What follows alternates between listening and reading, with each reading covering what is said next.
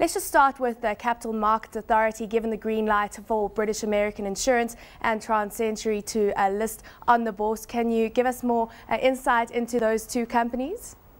Well, both were expected. TransCentury will be an introduction via listing, so there won't be actually a sale of shares, as it were, whereas British American will be selling shares via an IPO. They're in the insurance space. There's plenty of interest around the company. They have big stakes in housing finance and equity bank. And, you know, the insurance sector is generally underpenetrated. These are a well-organized, well-capitalized group. And I think, you know, if the pricing is right, it should go extremely well. And of course, only around 7% of the 40 million citizens in Kenya are said to have insurance. Yes. So it is a growing market. Absolutely, and I think the insurance companies have just woken up to the opportunity, especially at the bottom of the pyramid, by slicing and dicing insurance much finer. So there are plenty of opportunities. It's well organized, well capitalized, and I think this, for British American, is the right step at the right time. Key this week will be consumer price figures which come out on Thursday. Now the cost of living expected to touch another high at the end of the month. We had it sitting at around 12.95% in May. We had this prevailing shilling weakness which is expected to impact the inflation figures. We have had some respite in the sign of a declining fuel price, but this weakness in the shilling really is playing into inflation figures. What are your expectations on that front? Well, bear in mind the shilling is the worst performing currency on the African continent. We're down about 11% year to date. Most of that lurch lower has come in the last four or 5 weeks when the markets actually became quite disorderly.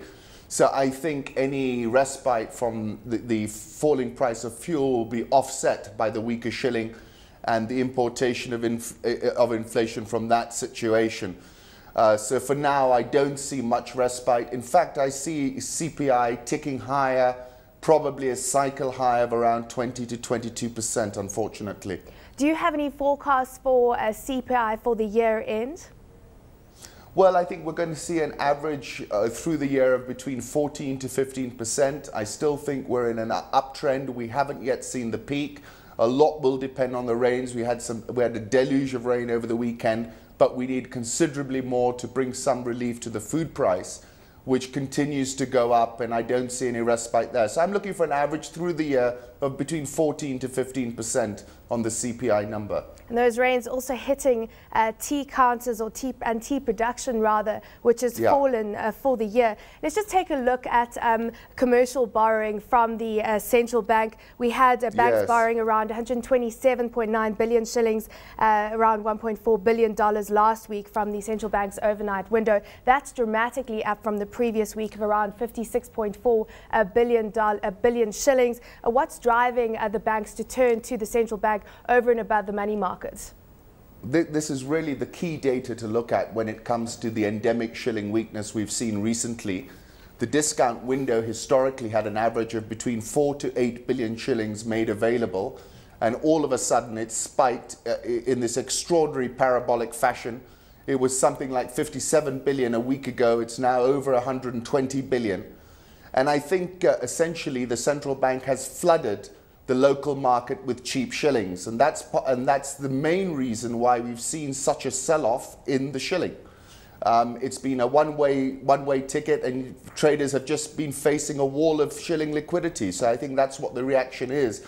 If I was looking for the bounce in the shilling, I would look for this number to be coming down. When I see that happening, that's when I might be encouraged to get involved on the long side of the shilling. But essentially, I think in part, the central bank got worried by this huge parallel move higher in the yield curve, and they've sought to make available some cheap money to those folks who are carrying very long positions in the bond market. But the net effect of this has been, it's been practically a free option on the shilling, a put option on the shilling, essentially, as far as I can see. Are you predicting a shilling free fall given all this liquidity in the market at this stage? Well, I'm saying there is no support for the shilling until this liquidity is removed. The central bank has to close this window. It's left it wide open, and until they close it, there's going to be no respite in the fortunes of the shilling. There is an inverse correlation between the price of crude oil and the shilling. We imported through February, for example, 251 billion shillings worth of fuel, 12 months through Feb. And obviously then we had the move higher March, April. Now we've come back lower. So logically, we should see some respite because of the lower fuel price. But that's been more than offset by the weak shilling. I'm keeping an eye on the discount window. I think that's the culprit here, and that's what we've got to keep an eye on. Let's just take a look at Forex reserves as well. They declined marginally to 3.95 billion from the week earlier, just under $4 billion. Now, this means that import cover is sitting at around 3.72 months, as opposed to 3.79 months from the week earlier. Now, we've got the IMF condition for their loan, stipulating that it needs to be around 4 months import cover. Is this a concern that we still haven't reached that official target? Well, I think essentially the central bank needs to pick up the phone, call the head of the IMF, who I suppose will be Christian Lagarde in a couple of days, and say, look, you know, we've reached a situation with the poorest performing currency in Africa, the third poorest after the Maldives and Suriname in the world, and we need to get a grip on this. So I think they've got to get a stay on this request that they keep increasing the foreign exchange reserves, and they need to allow the market to become more orderly. And that's essentially the only way out, because if they keep coming into the market as they've been doing since the year 2009, selling shillings, buying hard currency, the shilling will remain on the back foot and puts 100 into view. You know, we're on a momentum trade here. We can really go anywhere. Let's move on to some of the stocks that have been trading quite actively. We had banks accounting for 50% of yesterday's turnover.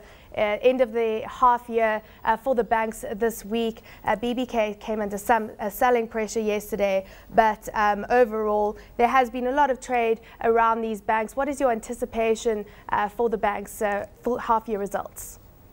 Well, I think we've got to keep a very close eye on these first half results, because you're going to see the damage from the sell-off in the bond market unless all the bond positions are converted to hold to maturity, which we've got to keep an eye on as well. But I don't think these first half results are certainly going to see that the banks have had a much tougher time. I think a lot of them are very long bonds into this sell-off. And that's what I'm really going to be looking at.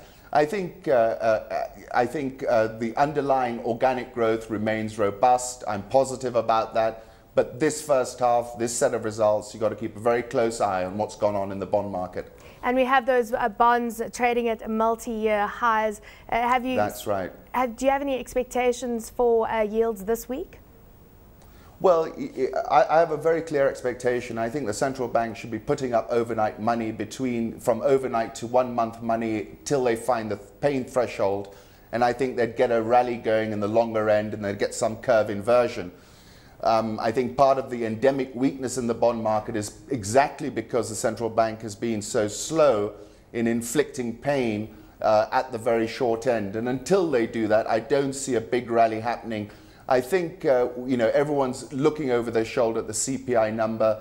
That hasn't topped out yet. So for now, I see it remaining defensive. There seems to be plenty of appetite for short-term treasury bills, and that's just confirming that people are holding their money very close to their chest and prefer to take that type of risk rather than move out further along the curve.